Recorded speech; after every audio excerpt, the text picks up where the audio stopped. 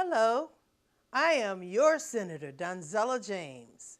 My prayerful thought is that this message finds you in the best of health and the highest of spirits as we move on into February 2011. Today is Go Red Day at the state capitol.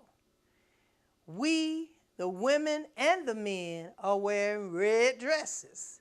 Oh yes, the men have the little red dress pins. But it's very significant because it highlights the problem that we have in this nation with so many women who are dying from heart disease, from heart attacks. It's the silent killer. It also marks the end of the 10th legislative day. I want to take this time to give you a progress report. The most popular piece of legislation before us is Senate Bill 10, which would allow communities to decide whether or not to have Sunday alcohol sales in retail stores. We heard from Kroger's, we heard from Publix, we heard from convenience store owners about this legislation. You see, I'm part of the committee that addressed Senate Bill 10. I have considered the pros and cons, and it was a tough decision. First of all, Sunday Sabbath has always been very reverent to me, and all blue law legislation has been very personal. I lost my son to a drunk driver, and I always think about people purchasing alcohol, drinking it, but then I had to consider that they become impaired and choose to get behind the wheel of a car. So I'd much rather them go to a grocery store and buy it and take it home than to drink it at the Falcons game or at a restaurant or a bar and then go home in the car and put their life and the other lives out there on the road at jeopardy. So I voted in favor of the measure, but let me tell you why. I believe this is an issue that individual communities should have the right to decide. They should be able to say what happens in their community. You see, the power of the people should allow each and every one of you to speak out on this issue. There are two different sides to every story. Some are very passionate about where they stand. Ultimately, I want to give you, the voter, the control over your community and be able to decide on this very important issue. This bill is moving quickly through the Senate, and it could be taken up for a full Senate vote sometimes next week at the earliest. I have held numerous People Speak forums throughout our district. I've listened to your concerns. I've made promises to address your concerns. And I've heard about our children dropping out of high school at an alarming rate. I've heard about our teenagers aimlessly roaming the streets during school time. High school students burglarizing places during school hours, and people being denied employment due to credit scores in a down economy. In response to you, I've authored two bills.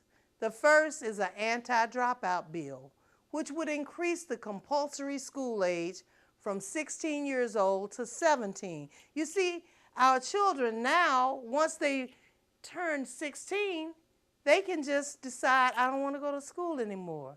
Let's keep them at least to 17. So 16 until 17 will be able to think about their future. It will also mandate that parents give their children an early start in kindergarten at age 5 years old. Now, first of all, it's the law already, but the compulsory age now is at 6 years old.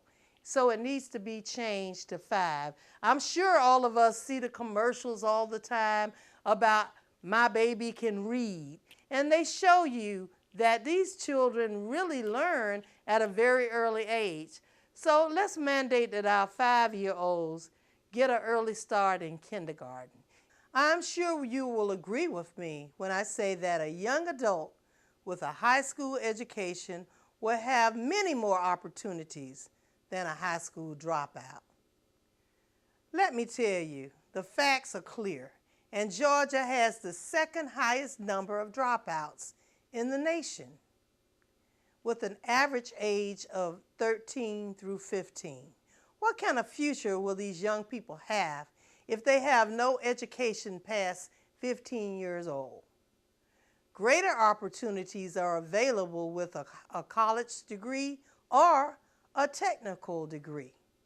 It's our responsibilities as legislators and as adults to do all that we can to ensure that our children are receiving the best education possible.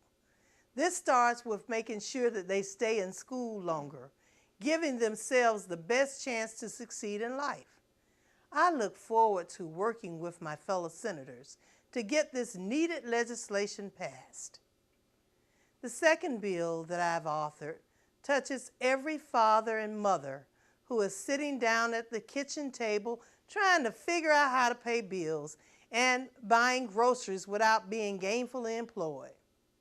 One of the biggest outcries was to find a way to stop employers from using credit scores to deny employment, especially with this economy being so bad due to no fault of their own. I've responded to you by introducing legislation that will prohibit companies from requesting credit scores, not to be confused with a credit report, from any applicant during the hiring process. Now, it does have exceptions. If you have a job at a bank or a financial institute, then yes, your credit must be good, and your credit score is important. But most jobs won't even have anything to do with a score. So if you're qualified for that job, I feel that you should get it. We have to put people back to work. And the good news here is that once this bill is passed, you will no longer have to stress over job interviews because of your credit report. Your credit scores should play no part in that interview process, unless you're going to be working in the financial industry, as I said. Common sense is starting to prevail because you know and I know that in order to have good credit, you must first have a job.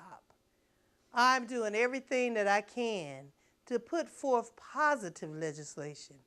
I'm expecting the credit bill to be assigned to a committee as early as next week. I know I've given you a lot to think about, and there is so much more that needs to be done. We will get it done together. So thank you so much for sharing with me your personal situations, your challenges, and prayers during these trying economic times. I pray that these major steps will help ease some of the burden and the stress that you're now facing. I know it's not easy raising and educating our children and trying to work to take care of a family, especially when your back is up against the wall. Neither legislation nor I can do it alone. I need your continued support to be effective in getting the job done. As you are beginning to see, I get it. I need you to continue to be the eyes and ears of the community, to tell me what you want and what the community wants. Continue working with me to keep our children off the streets and into school, and to make sure that our credit scores are not a part of employment, housing, or insurance processes. Yes, there is much more work to be done. Now roll up your sleeves with me and let's get it done. If you have any questions or you need to reach me, please don't hesitate to call my office at 404-463-1379, or you may email me at donzella.james@senate.ga.gov. I am your Senator, Donzella James, and I'm always here for you. Thank you for listening. Please get involved, and God bless you all, and God bless the great state of Georgia. Thank you.